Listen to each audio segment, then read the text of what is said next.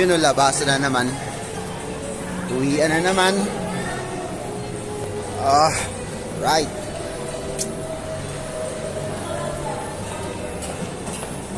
Diretso tayo labas. Muulan. Tiyak. Basa si ano nito.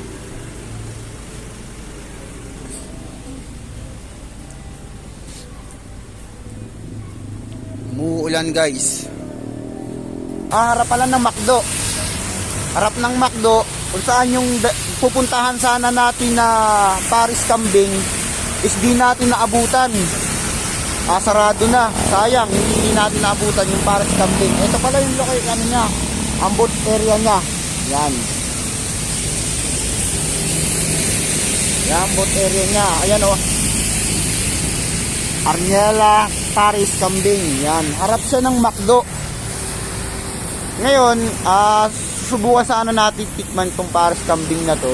Kaso sinawing palad tayo, hindi natin naabutan, sarado na. So next time bawi na lang tayo. Baka bukas, daan ulit tayo dito, baka maabutan natin na bukas. Matitikman natin yung Paris Kambing. Kaya guys, so isa na. Susunod na lang na hindi natin naabutan na bukas. Rides ulit tayo, kasama ulit natin ang buddy natin si R3.